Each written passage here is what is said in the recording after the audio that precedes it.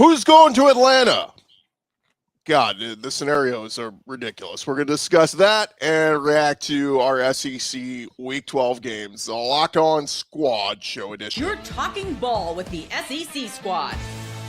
From Alabama to Tennessee, from Georgia to Oklahoma, from Auburn to Texas, it's the local experts of the Locked On Podcast Network bringing you scoops, breakdowns, and the most comprehensive preview of the upcoming SEC weekend. It's the SEC Squad, and we have a seat for you. Hurt feelings and thin skin are prohibited.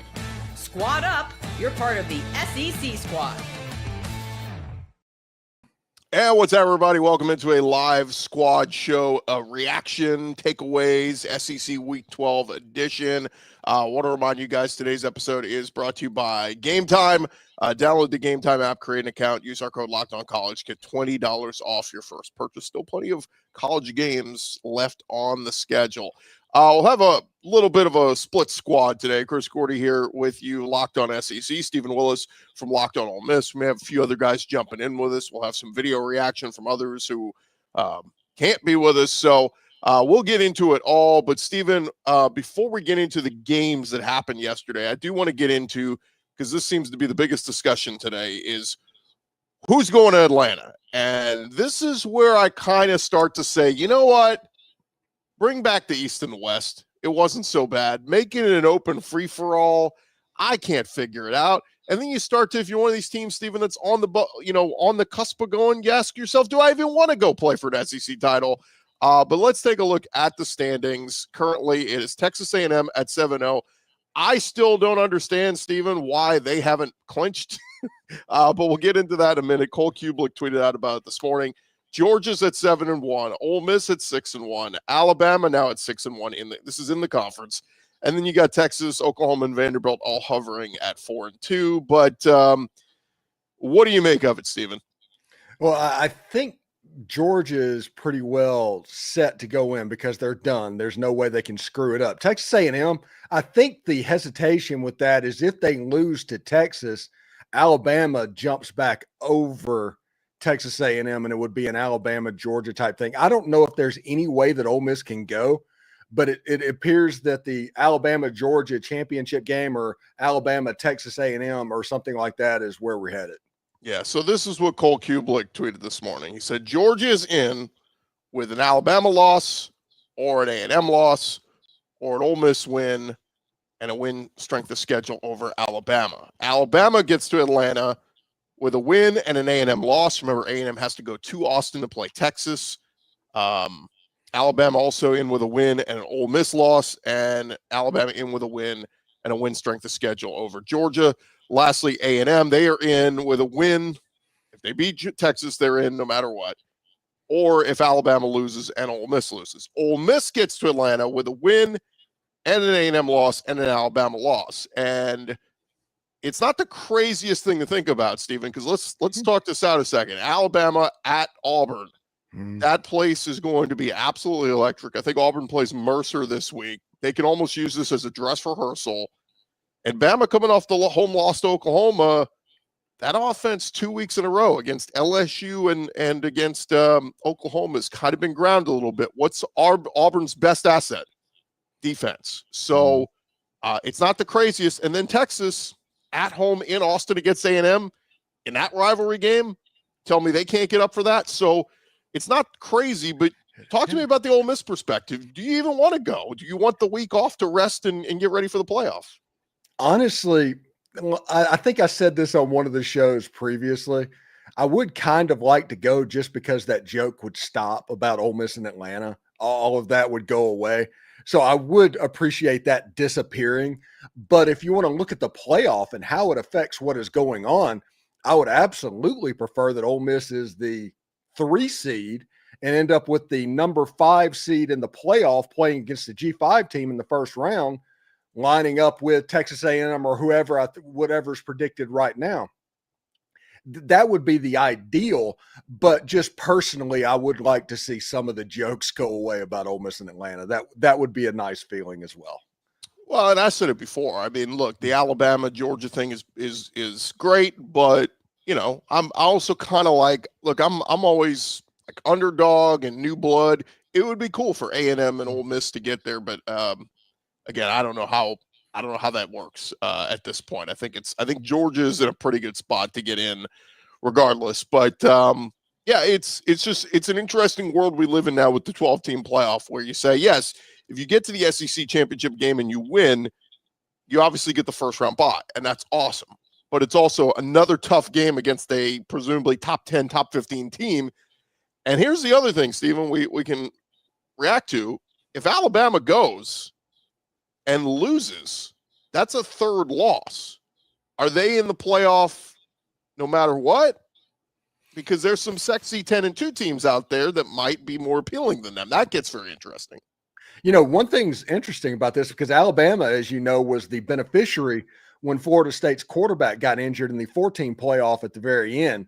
There could be a little karma thing type happening to where that becomes an excuse to put another team into the playoff, even though they claimed that the loser of the conference championship game would not be penalized.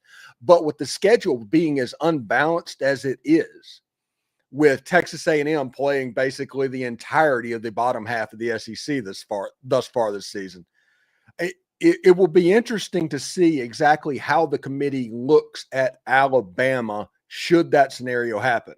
It's already going to be weird. I know that was the beginning of the season, but there is basically a bomb on Alabama's resume, and that Auburn game, there's some serious pucker factor right now, I would imagine, in Tuscaloosa right now. Yeah, we're going to find out. We'll find out what happens here down the stretch. But let's get into reacting a little bit to what. Oh, and by the way, real quick point to make, because I saw somebody said, even if Bama loses in the SEC title game, you can't keep them out of the playoff. They did it to Georgia a couple of years ago, right? Yep. Georgia, took that loss, and it was like, nope, you're out. And, it was their first loss of the season, right? So anyway, it is what it is. But let's react to the games yesterday, Stephen. I want to start with Texas A&M with the historic comeback win against South Carolina. Unbelievable, down 30-3 at halftime, a 27-point deficit. Their largest comeback win since that 2013 Chick-fil-A Bowl where Johnny Manziel came back against Duke. But Marcel Reed, I had a friend text me. He's like, at halftime, he goes, Marcel Reed is playing like trash. And then in the second half, he came out and played like Heisman contender Marcel Reed. And so what'd you make of it, man? I thought it as much as we want to celebrate A&M's resilience and digging deep and find a way to come back, we have to talk about South Carolina absolutely messing themselves, and just like they are as much to blame as A&M is to celebrate in this one. Yeah, and before we go any further on this, what is it with head coaches being afraid of points, afraid of a field goal? Like, they play the analytics game and they do that. South Carolina, after Texas A&M scores their first touchdown of the game to cut it to 30-10, they drive it all the way down to the Texas A&M 31-yard line. Would it be a long field goal? Yes, it would be north of 40 yards. But there is nothing in football that changes the momentum like a fourth down stop. And once South Carolina got stopped on that fourth down, you just heard that place start to pop. And almost at that point, when it was 30-10, you could tell that South Carolina was going to lose that football game, because that is absolutely ridiculous that would happen. All you needed at that point was just hold serve, get a point here and there, right. Make it to where you had to do just anything, and you were going to be in good shape. And I cannot believe South Carolina peed down their leg at the end of that game, because they had that game won and just gave it away. Well, even midway through the third quarter, I'm like, just run the football and eat some clock. But it was like incomplete pass, and I'm going, oh my God.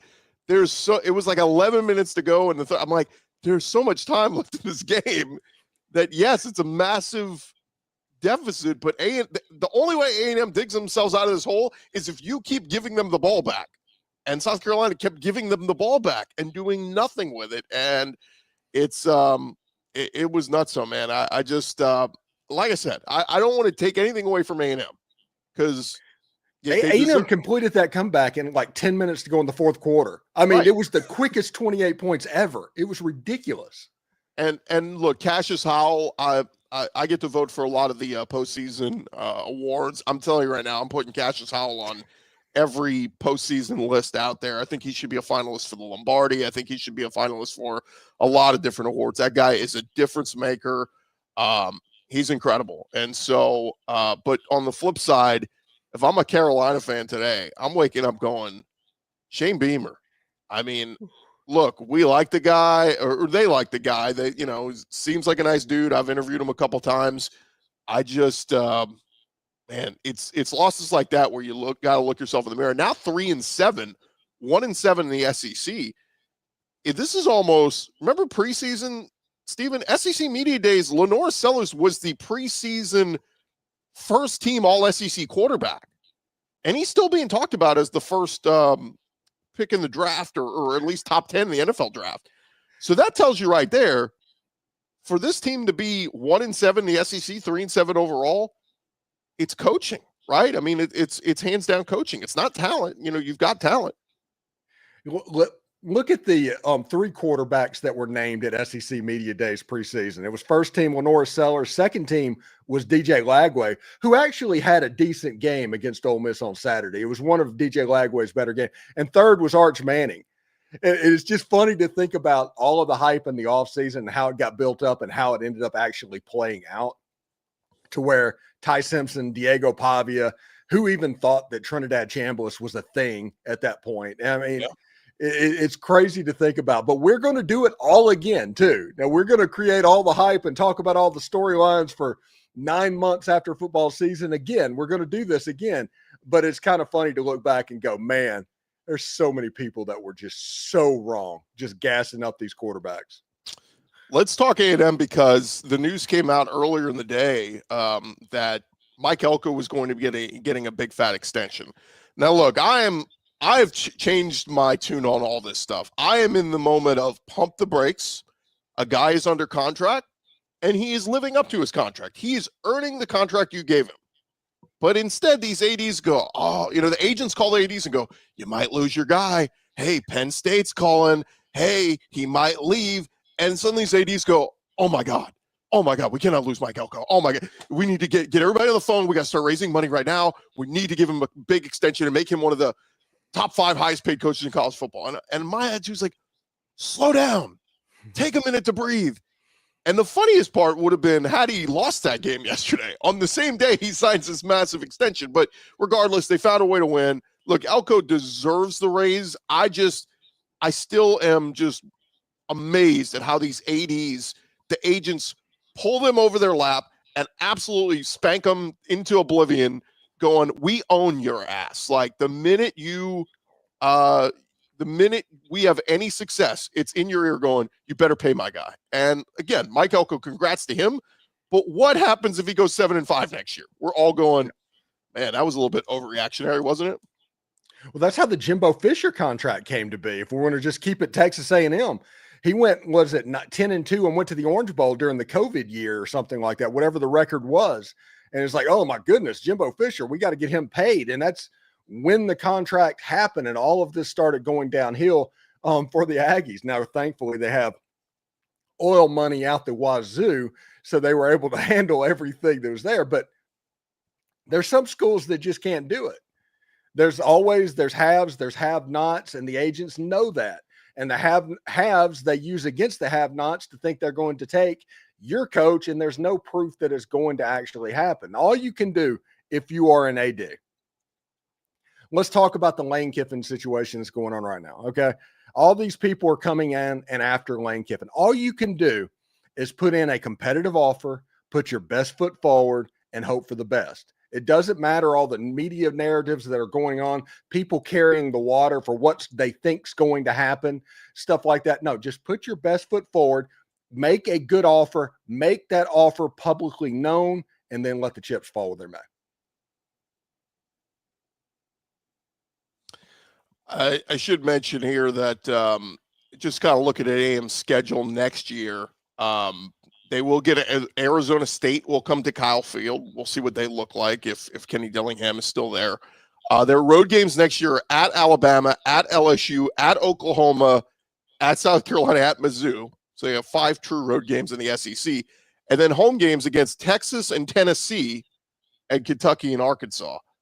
I'm just telling you right now, Steven, that like the whole Texas 8-4 joke, like it could come back down there. And maybe Aggie fans are fine with that. Like if they make the playoffs this year and they make a run, I mean, look, they could even win a national championship the way Marcel Reed's playing. But like, I'm just saying, like, we tout all this up. Don't expect Elko to go 10-0 again next year. Like it's going to, the means are going to come back down because look at the schedule next year. And that's everybody saying about their schedule this year was on paper, it looked tough coming in. And then as the season played out, South Carolina wasn't as tough. LSU wasn't as tough. And all their wins have come from the bottom half of the SEC. And again, it's not a criticism. It's an observation. I'm not trying to demean the Aggies. We're just saying, yeah, you avoided a lot of those the top tier teams in the SEC this year, and that's fine. Yeah, their biggest game, obviously, in the top half team, you're going to face Texas in Austin at the end of the season. And honestly, that is going to be the litmus test. We know what happened against Notre Dame. I'm not taking that away at all early in the season, but that'll be the litmus test of what's going on. And if they make it to Atlanta, then you're going to get either likely Alabama or Georgia or maybe even Ole Miss or something like that, and you're really going to be tested as well. So you're going to know what you have going into the playoff. I do not know that Texas A&M knows what they have right now. That's the weird thing, because the same performance that they had against Notre Dame and South Bend, they did the same thing in Fayetteville against Arkansas. So it's like, which way does it need to go? But I will be impressed. I like Marcel Reed. It's fantastic. His dad actually follows my show because he used to be an Ole Miss commit. He still does that, sends me DMs all the time. I like what's going on. I like the trajectory that Marcel Reed is on right now. But do we actually know that he is there, or is he still building, if that makes sense, Chris? Yeah. And look, he's probably, I mean, what is he, a redshirt sophomore? I mean, I think he'll be back next year. And A&M could be even better offensively. So, I mean, even though the schedule was much tougher next year for A&M on paper, you know, who knows? You know, is Arch Manning back at Texas? We assume. I mean, there's a lot of things to assume about next year. Let's get into some of the other games here in just a second right here on Locked On SEC Squad Edition.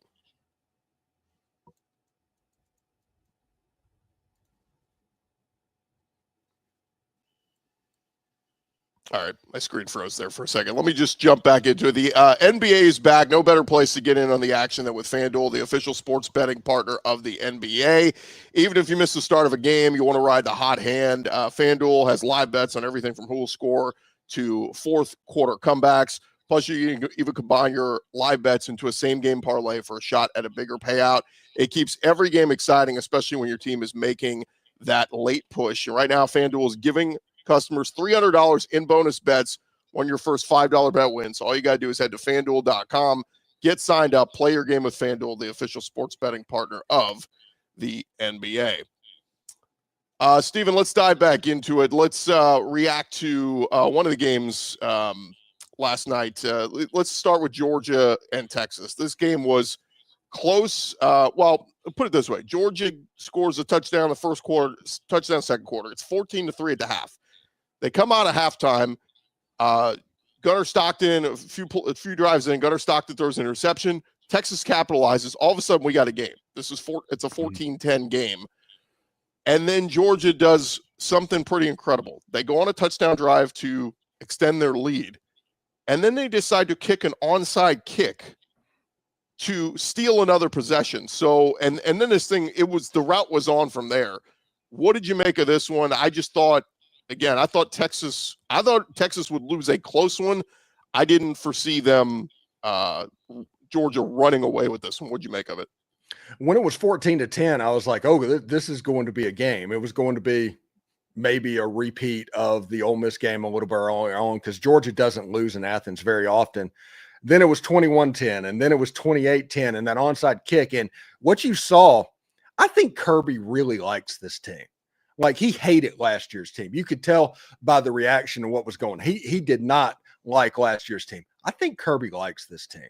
And he is willing to take chances like kick that onside kick because the defense isn't as good as it's been. The offense hasn't been as good as it's been in the past as well. But overall, they're just a good football team. And getting that possession, I think Kirby knew that if he could get it to 3 scores, it was over. So when it was 21-10, he thought, hey, I can get the ball back. If it's 28-10, this game is over because Texas is not going to be able to score that many points.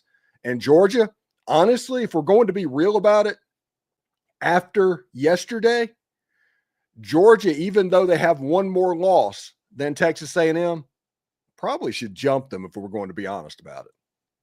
Yeah, it's and here's the tough one because I was saying coming into this one because there's some Texas fans talking about it. Michael Taft said after the game, they said, is this still a playoff team? He said, yes, hands down. We're still a playoff team.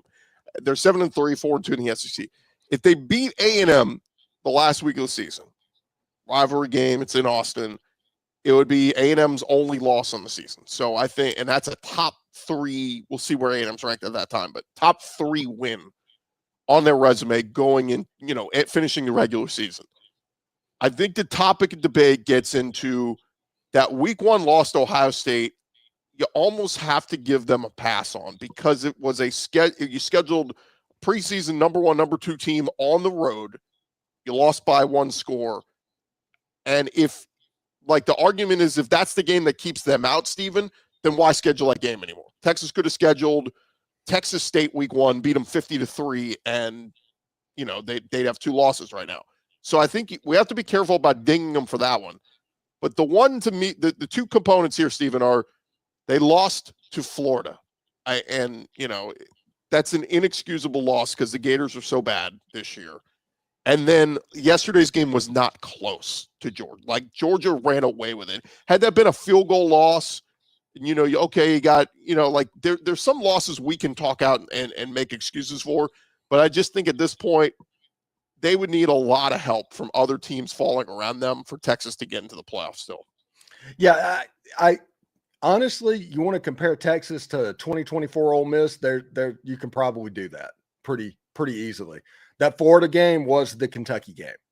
That is the bomb that is going to be on the resume. And even with the loss against Georgia and even with the loss against Ohio State, you can excuse those. It's the one that's Florida team that's likely going to go 3-9 this year. That's going to be the problem that you're trying to explain. And remember, real quick, before all this happens, all of the committee members and everybody are going to hear for 2 weeks after the rivalry weekend with the conference championship games and all that happening, why the SEC is overrated and why they shouldn't allow 5 teams in. Why BYU deserves that spot, or Utah, or something like that. Just like a year ago, it's going to happen again. Texas is going to fall victim to that. And honestly, I talked about it on last week's show.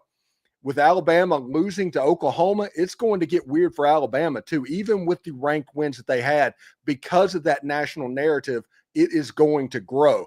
There's a serious pucker factor that could happen on the plains. I don't think Texas in any way can make it into the college football playoff with 3 losses.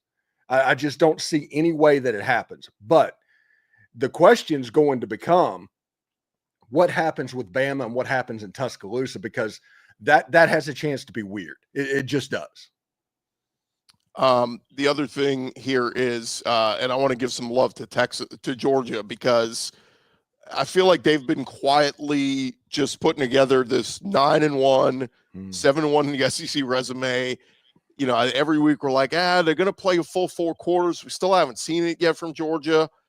Look, there's a reason why I picked them my preseason, pick to win the SEC. I just thought Kirby gets the benefit of the doubt with winning, basically like we knew the talent was loaded. If Gunnar Stockton lives up to what he's supposed to be, and he's been great for them, this Georgia team is dangerous, man. They're dangerous. I still don't know what happened in that Notre Dame Sugar Bowl. I was there. I can't explain it. Notre Dame just outplayed them. They just played better that day. But outside of that, Georgia has been very few laying in eggs the last 4 years under Kirby Smart. They just win and win at a big time level. So My takeaway from that game last night is Georgia's not going away. They are still a very dangerous team. That, in fact, I might say, like, of all the teams that are built to, I mean, and I guess it's just easy to say because Kirby's won 2 championships. But like, if I'm picking any SEC team that I think has the best chance to go win a championship, I would probably say them because they've been there. Ole Miss hasn't been there before. Nope. A&M hasn't been there before. So like Georgia has, and some of these players have. So if I'm picking a team that I would say has the best chance to go and win a title, a national championship, I would roll with the Georgia Bulldogs. But I don't think that's a hot take. And in this age of the 12-team playoff where every team in college football is flawed, everything is going to be matchup dependent. So if Georgia gets a bad draw in their bracket, it could be problematic. It's becoming much more like March Madness every single year. So whether Ole Miss, A&M, Georgia, Alabama, whoever's in it, Oklahoma, which looks fantastic right now, especially defensively, it's all going to be matchup dependent. How about Oklahoma against Alabama? We kind of heard warnings about it all last week. People kept, even Bama people I kept talking to were like, I'm nervous about this game because of how they played against LSU. And LSU, give them credit, they got up for that one, and the defense played great. Their offense couldn't do anything. But I think that's what people were worried about, or Bama fans were worried about, was this Oklahoma defense was better than LSU's. They're coming in here. If they stymie our offense, what if their offense does enough? And the crazy thing is, you look at the stat line, Bama had like double the yardage and everything to get. The offense was there for Bama. It was not there for Oklahoma. But the most important stat, turnovers. Bama turned the ball over 3 times, and that was the difference maker. Oklahoma capitalized, and they win at 23-21. But pretty shocked. The black hoodie myth goes to rest now. Kalen DeBoer loses for the first time in the black hoodie and loses at home for the first time since he took over as Alabama head coach. Yeah, and it's interesting. This Oklahoma team was without their best pass rusher too. That's something that needs to be remembered. Mason Thomas. Yeah, and whenever they threw the pick 6, I was like, oh, this game is going to get weird. Somebody in the comments is talking about Taylor Wine, and he made an impressive play to block that field goal, which turned out to be a game-winning type play, because I don't know if that kick was going through, but that block changed the trajectory, and that allowed momentum going into halftime for Brent Venables. They got a field goal to start the second half, and then it was just like, hey, let's let this defense run. Ole Miss, for all of their stuff going on, whenever they played Oklahoma, they intentionally slowed it down so that the ball was snapped and adjustments was after 15 seconds because the helmet communication got cut off, because Brent Venables is so good at diagnosing what you do. I think Alabama might have been a little bit too cocky about that. And I think Brent was able to find some stuff out, because down the field passing was kind of non-existent after about the second quarter in that game.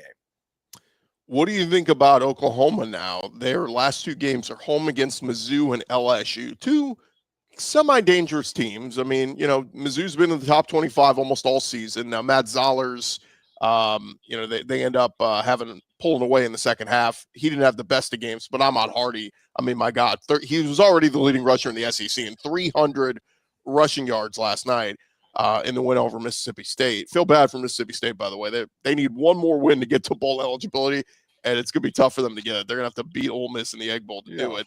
But for Mizzou, they're 7-3.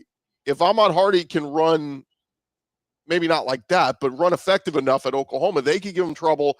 And then we'll see what LSU looks like with Van Buren and that team. But I just say that to say, is this if you look at Oklahoma, if they win these last 2, I mean, that's a playoff team, right? 10-2.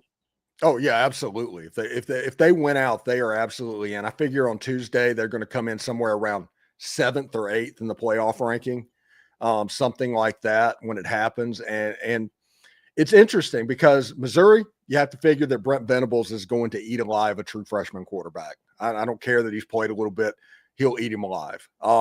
That means that can Oklahoma stop the run enough to keep Missouri off schedule and force 3rd and longs? If that happens, Missouri's defense is good and that pass rush is really good, but you saw that Oklahoma's offense, that's the benefit of John Mateer and what's going on. They had 213 yards against Alabama, but they were effective enough and could score enough to give that defense a little bit of work over the course of the game.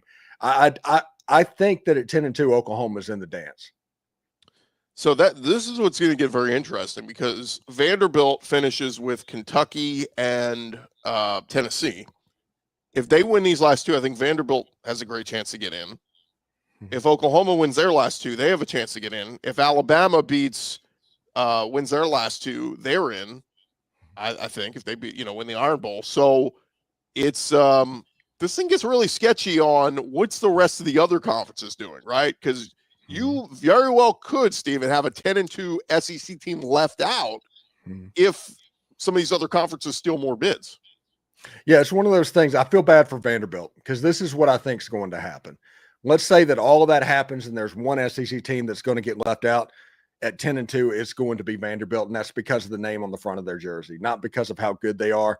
It's just what it is. We've made way too many Vanderbilt jokes over the course of the SEC tenure to where that is just not in the psyche, and that's a good football team.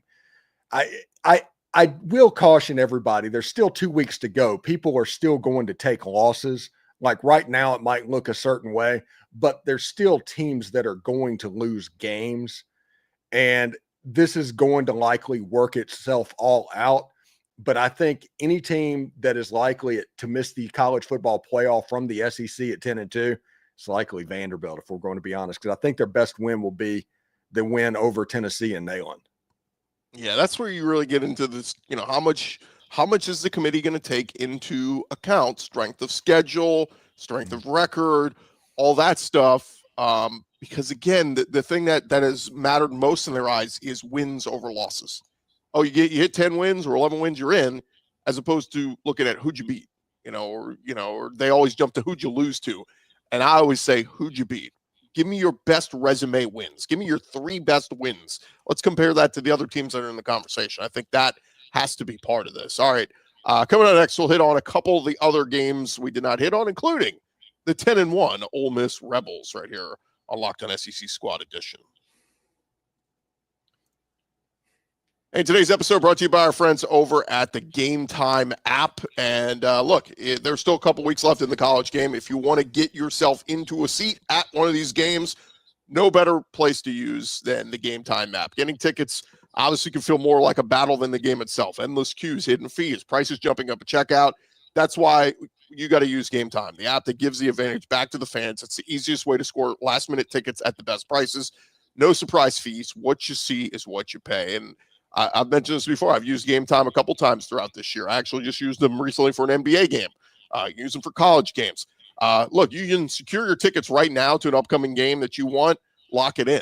Or you can take the gambling route. You can wait till the day of the game and keep waiting hour by hour and keep checking that Game Time app. And sometimes those prices jump down the closer you get to kickoff.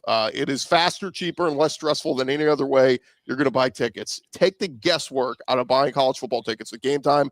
You download the Game Time app, create an account, use our code LOCKEDONCollege, get $20 off your first purchase. Terms apply. Again, that's promo code LOCKEDONCollege, $20 off. Swipe, tap, ticket, go. Download Game Time today. All right, Steven, let's get into your game. The Ole Miss Rebels beat Florida 34-24, but final score not indicative of how this game played out. Florida hanging around. And I thought, played, especially the first half, I thought DJ Lagway hit on a couple of those big chunk plays and touchdowns, and he did not look afraid. They did not look like the team that got obliterated by Kentucky last week, but Ole Miss defense doing a fair job of shutting them down. And honestly, if Lane would stop going for it on these fourth downs, they probably could have put the game away sooner. But what'd you make of it? It's a game that if you just looked at the box score stats afterwards, Ole Miss had like 550 yards, 300 yards passing. Kewan Lacey, 233 yards and 3 touchdowns. Would have been an SEC Player of the Week performance, and then Ahmad Hardy had to go absolutely nuts against Mississippi State in the night game as well. But it's a situation to where Ole Miss kind of helped Florida. The interception by Trinidad Chambliss that set up Florida on about the 4-yard line. There was an illegal man downfield that took a touchdown off the board. Whenever you look at that, if those two plays are taken away and reversed, which I know you can't do that, you would have a situation that the score would kind of be indicative of the statistics. But Ole Miss did help out Florida. Hey, listen, this is a game, and Ole Miss fans understand this. This game had some PTSD attached to it that Ole Miss fans were watching it. This is a game that Ole Miss over the last 60 years has lost. There was the 4th and 25 against Arkansas. There was the Eli Falls game against LSU. There's always something weird that happens. And you know what, Chris? What's absolutely bizarre? Florida almost had a prayer at Jordan-Hare moment at the end of that game. A deflected interception that almost went directly to a wide receiver that was behind the last person, that Florida was going to take it into the end zone potentially. It is absolutely weird at how this stuff happens. There is scar tissue that Ole Miss had to get over. And that's the reason on my show, I was like, hey, all of you blue bloods, Alabama, LSU, everybody that's doing this, y'all might decide to laugh at what's going on. But this is the biggest game in program history, and it has nothing to do with who Ole Miss was playing. It had to do with the demons that Ole Miss was playing against. You're talking about the situation. They're in the situation. You win this, you're basically a lock for a playoff. Yes, it had nothing to do with the matchup. And Ole Miss being able to do that, Kejuan Lacey carrying this Ole Miss team to 10-1 and setting up a game against the Mississippi State Bulldogs for the battle for the Golden Egg. This is kind of rarefied air. Now the Mississippi State game becomes the biggest game in program history because this is all about the playoffs and getting there. And if Ole Miss hosts a playoff game, I don't care if it's Tulane coming in. I don't care if it's Georgia Tech. If there's a game in Oxford, Mississippi on December 19th or 20th, it is the biggest game in the state of Mississippi college football history. Go ahead. Yeah. I'm just saying, we recognize that what's important for us, it might not be important for everybody else, but it's going to be a pretty big game. I'm glad that Ole Miss was able to exercise those demons a little bit. Give me the vibe and give me a percentage chance. 11-16. This is November 16th. Give me your percentage chance on a scale of 0 to 100. Percentage chance you believe Lane Kiffin is coaching in Oxford in 2026. It's 50-50 at this point. I honestly believe that. He's not. The reason it's 50-50 is let's be real about this. Let's be logical for what's going on. Let's say that Ole Miss makes the playoffs. Lane Kiffin's not going to take another job. He's not going to sign a piece of paper. He's not even going to let it be known that he's going to another job until the clock hits 0 for the final time in Ole Miss's season, which meant that Ole Miss, if they win their first playoff game, then they play on January 1st. If they win that game, let's say it's a Sugar Bowl against Texas A&M, you go on to January 9th. And at that point, whoever is after Lane, you've kind of waited out the time frame. I think that draw specific in this playoff run, should Ole Miss make it, is going to be absolutely huge. But nobody knows what's going on. He's so good at keeping his cards close to his chest and just kind of letting all the disinformation flow around, that anybody that is guaranteeing one way or anybody that's guaranteed in the other is probably likely wrong, honestly, at this point. Yeah, here's the tough part. You get to the week of December 1st. It's National Signing Day. It's the week of the SEC Championship. Let's assume Ole Miss isn't going to Atlanta. Let's say LSU and Florida reps are pushing Lane, going, we need a decision now. Is that, do they make it known he's going, he's interested or he's going to one of these schools? And then let's just say, for argument's sake, it leaks out there. Pete Thamel puts out there, I'm hearing rumblings that Lane Kiffin and LSU are in advanced talks, kind of like he did yesterday with James Franklin and Virginia Tech are in advanced talks.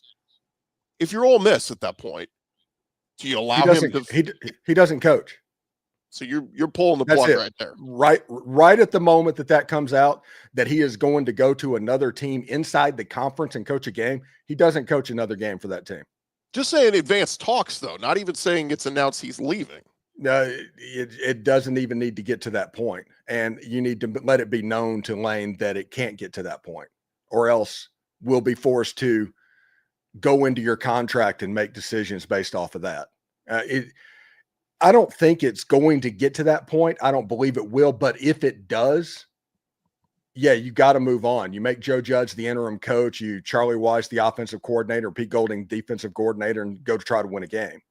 But you can't even have anything close to an advertisement for a competing SEC school standing on your sideline. I keep seeing people keep talking about, state law in Mississippi limits contracts to 4 years. I get all that, but can't they if they wanted to today, Lane could go to the Ole Miss administration and say, guys, I'm done flirting with these other schools. Let's lock it in. Let's announce today. At the end of this season, I will sign a long-term deal, or you guys will make me the highest paid coach of college. Like, they could make that announcement if they wanted to, because we're seeing it made across all the Matt Rule at Nebraska, what's his face at Rhett Lashley at SMU. Like, all these are starting to happen. So there's no reason why they can't come out and say at the end of the season, we will make Lane the highest paid coach of college football, and he's locked in until, he will die in Oxford. Like, he's here for life. So I just wanted to point that out, because I've seen a lot of Ole Miss fans jumping, there's state restrictions and all that. Nothing is restricting him from saying, I'm here for the foreseeable future forever. And he's on a 6-year contract right now. His contract is through the foundation. There's no limit on how long a foundation contract can be. So he's on a 6-year contract right now. Now, going through the state specifically is a limit of 4 years, but his through the foundation is a 6-year contract currently. Yeah. Look, if I'm a betting man right now, I would still put money that he stays. But I get there's a lot of smoke with Florida. There's a lot of smoke still with LSU. Look, those folks at LSU have been embarrassed the last couple weeks. They would love nothing more than to hit a home run hire. And again, they're going to have to make him the highest paid coach of college football. They would love nothing more than, and that'd be a huge win for LSU to get Lane Kiffin. I'll just say this. In 2016, I heard from multiple people, he was coming to Baton Rouge to come be the OC under Ed Ogeron, until Saban pulled the rug from under him and said, no, you're going to FAU. So in 2005, when Ed Orgeron came to Ole Miss, he was going to be the offensive coordinator for about a month, and then it just didn't materialize. Is that when he got the U.S.?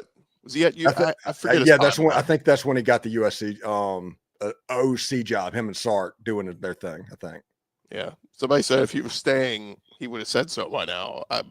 That's kind of where I am. Like, all these other coaches are saying, I'm staying. And I don't think he's decided. Yeah, so he just says nothing and lets everybody run with it because he just doesn't know.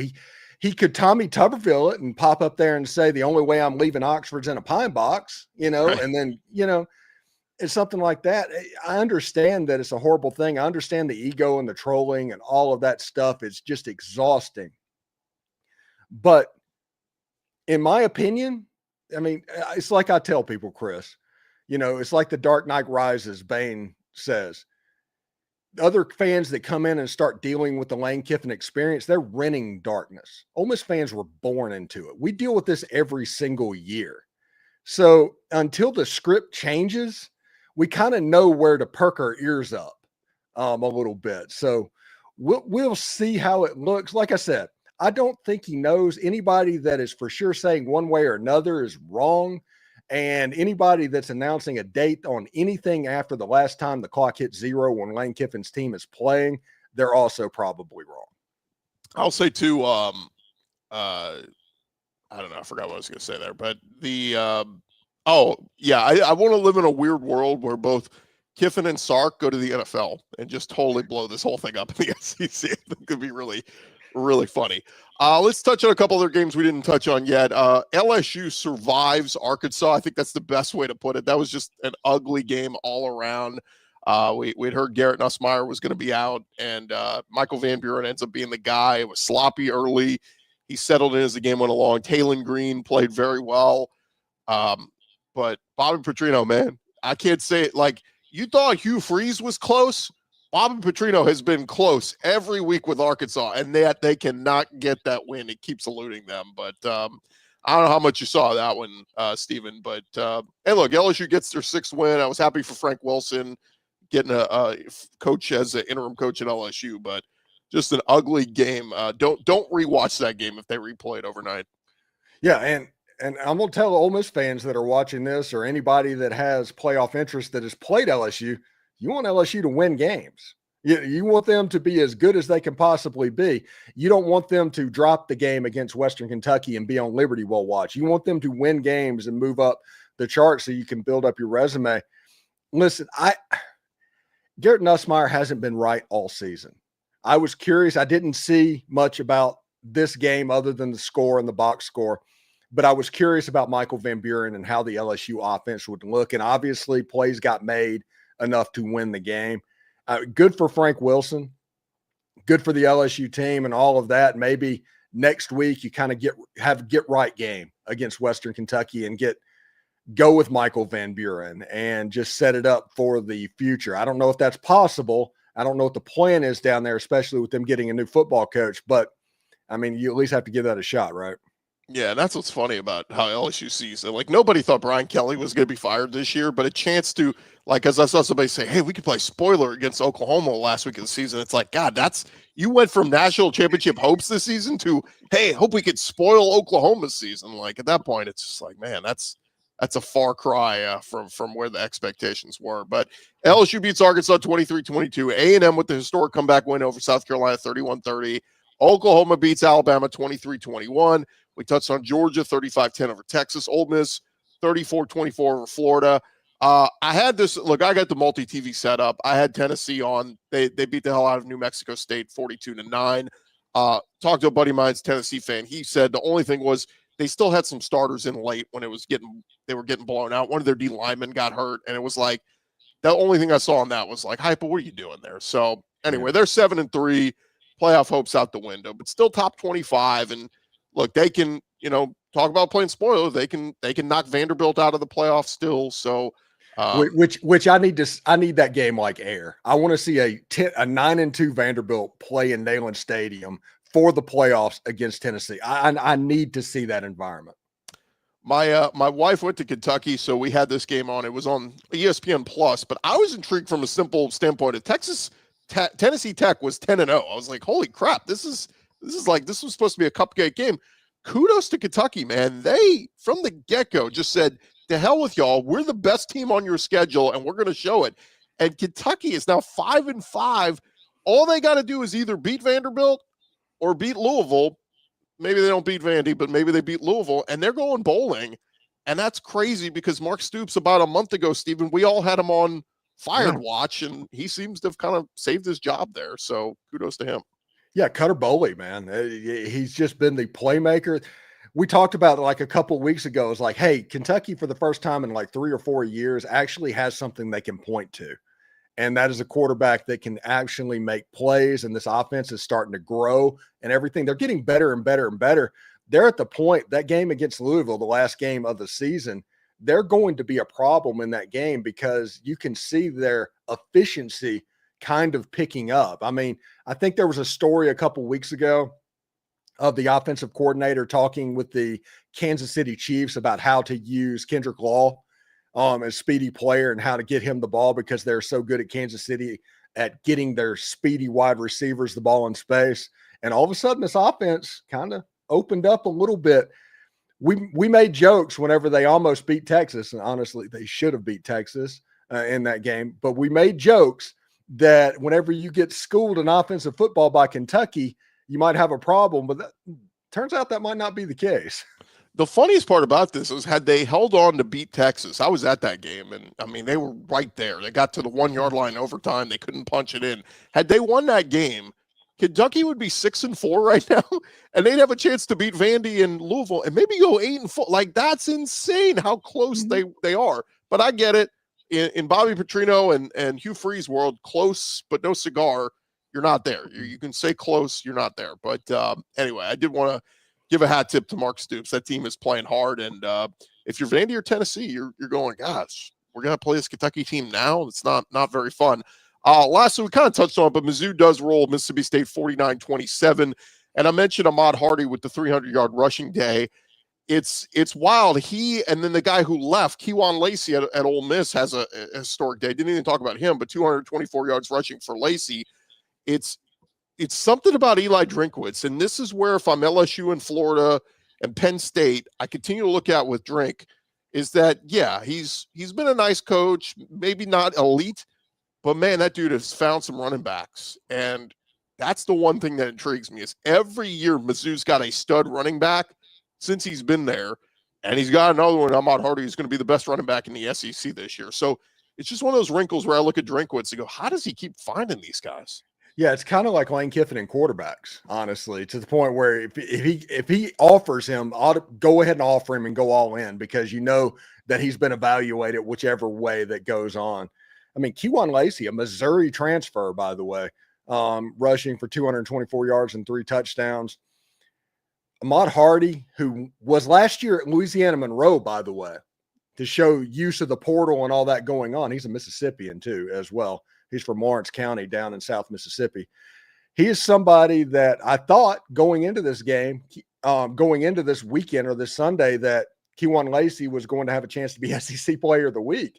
And then you look down and it's like, good grief, Ahmad Hardy. That's crazy. The bad thing about it is Mississippi State's run defense is pretty scary. It's almost to the point where the worst thing you can do is try and throw the ball on them because they're competent at pass defense, but the teams that can run the football completely take them apart. And that's the problem that they have on this football team.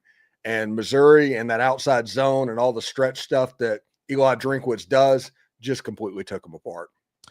Well, as we wrap up, Stephen, we had a lot of people commenting, where are the other guys? They're like, everybody's either, we got a church crowd, they're all at church. We've got a travel crew that were at games that are traveling, all this. So let's get to a couple of our guys who sent in some videos who couldn't be here, who just talked about Mizzou. Let's hear from John Miller from Locked On Mizzou. All right, Missouri beats Mississippi State yesterday. Hey, wonderful. That's great. But I bet this audience wants to hear about Eli Drinkwitz and the coaching carousel. I'll be honest with you, this whole time I've been thinking Drinkwitz was going to return to Missouri, but after some comments yesterday about the lack of, corporate support at Mizzou right now, I have to admit I'm starting to waver a little bit, or at least I'm starting to get worried that Eli Drinkwitz may be seriously listening to overtures from Penn State, from Florida potentially, from LSU, from Auburn potentially. Any of those jobs obviously could be enticing to anyone. It's been my assumption this whole time that Drinkwitz will return to Missouri. After yesterday, those comments are making me a little bit nervous, I have to admit, because while this could easily be angling by Drinkwitz, it does make you wonder how much actual corporate money, how many dollars can you actually get committed in 2 weeks' time, basically? That's basically the time frame here. In the next couple weeks, I'd say at the very least by next Sunday after Missouri's final regular season game against Arkansas, I think we're going to have a resolution to this one way or the other. And if you're a Missouri fan, obviously you want to keep Eli Drinkwitz around. And if it means money, I mean, gee, do I have any spare change around here or something? Hold on a second. I'm gonna go check my ashtray and see if I have any spare 20s and quarters out there or something. But until then, you know what? Follow Locked On Mizzou for the latest on Eli Drinkwitz and Mizzou football, YouTube, and wherever you listen to podcasts. John Miller keeping 20s in his ashtray. I need to go over to his house, man. That's pretty good. Making some bank. Just real quick, your thoughts is Eli Drinkwitz back at Mizzou in 2026? Eli Drinkwitz is in a similar position to me as Lane Kiffin, to where they just give him whatever's necessary to keep him, and he's going to pay him extremely well. And if he wins 10 games a year like he's been doing, they're going to put a statue up to him. I don't know why he would want to go into that Penn State blender or any of these bigger programs. I'm not 100% sure. But the difference is Eli Drinkwitz hasn't done that before when Lane Kiffin has. Lane Kiffin did Tennessee. Lane Kiffin did USC. He saw how they operated. Eli Drinkwitz doesn't have that on his resume yet, so we'll see exactly how it goes. Let's hear from Eric Kane, Locked On Vols. Hey, what's up, everybody? Eric Kane, the host of Locked On Vols, and Tennessee wins 42-9 yesterday against New Mexico State. Again, this is a game that had no juice.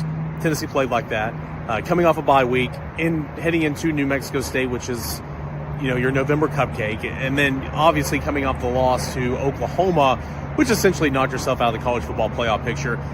No juice. Tennessee played like that. 3 first-quarter touchdowns, but sandwiched around a couple of first-half interceptions. Second quarter was brutal. Tennessee's defense gave up 9 points, which is really solid, especially in a game like this. But they gave up way too many first downs. Gave up too many yards through the air. And Tennessee did force a couple of takeaways, which is good to see. But it's kind of like Tennessee won 42-9. The game was never in jeopardy. The game was never lost. Tennessee was never losing this game ever. But, there's more things to pick apart in this game, because this game should have been one of those where, hey, you're picking up confidence, feeling good about yourself because you're going on the road to Florida. And I understand Florida's record-wise not a good football team, but Tennessee's not won in the swamp since 2003.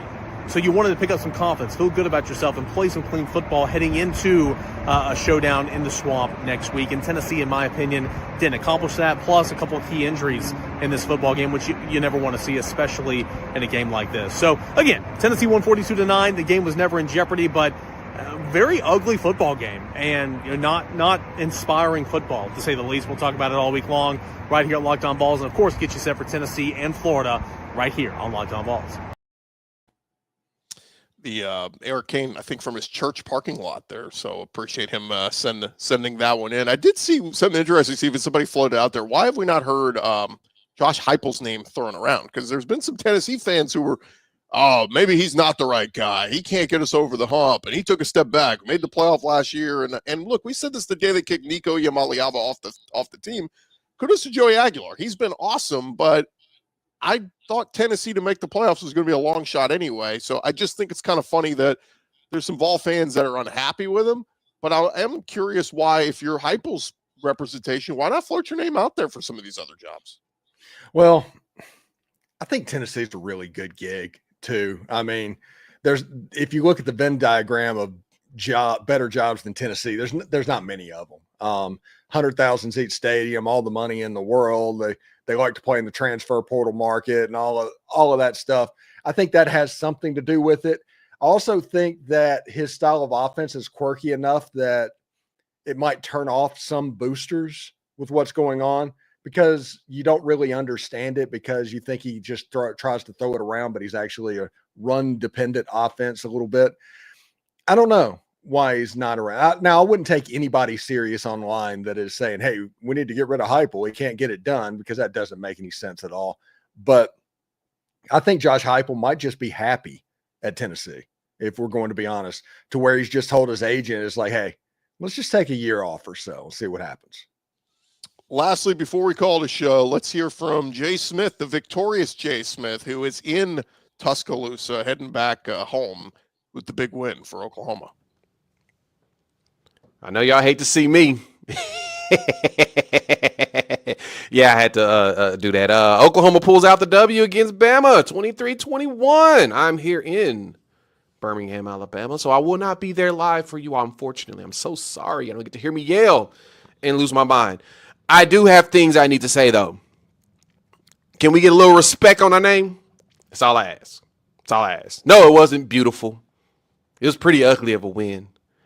But it was pretty consistent with the way this team has played all season long. We now have a 8-game sample of this, what this team does. No, 10-game sample. I'm sorry, 10. I can't do math. Why? Because I don't have a voice.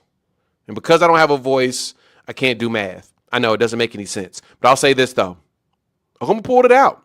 The defense showed up fourth quarter, only giving up 40 yards total.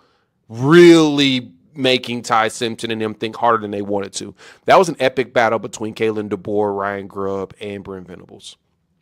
And I agree with BV that as epic of a battle it was, no one deserved to lose that game. But the good thing is Oklahoma won. So it's all that matters. Our playoff destiny is in our hands now. I just need us to not fumble this bag. I'll see y'all. I should see y'all at the squad show. I should. There's no reason not to. So y'all be good. Drink your water. Eat your vegetables. Jay is signing out from Locked On Sooners. So there you go. A little bit of a victory lap there for Jay. I don't know what hotel he was staying at there, but they got to tuck those cords away, hanging down from that TV. On the way out here, Stephen, coach's poll just came out. Alabama number 10. It's so funny how Bama loses games and they just never fall out of the top 10. It always happens that way. Always within striking distance. Always. For years, it was the Saban factor. Like Bama would lose a game and they'd drop 2 spots. Meanwhile, like, I don't know, Florida would lose a game, they drop 12. It's just so weird. But anyway, Oklahoma 8, Ole Miss 6, Georgia 4, A&M 3. So still no change up top. Ohio State 1, Indiana 2, A&M 3. So at least A&M didn't get super dinged, I guess, for close win against South Carolina. But there you go. That's going to do it for this edition of our Locked On Squad edition. Thanks to Stephen Willis. And again, unfortunately, we couldn't get the rest of our guys on here. But a reminder to check us out, Locked On SEC or Locked On Ole Miss, Locked On whatever your favorite show is, on the Locked On Podcast Network, part of covering your team every day.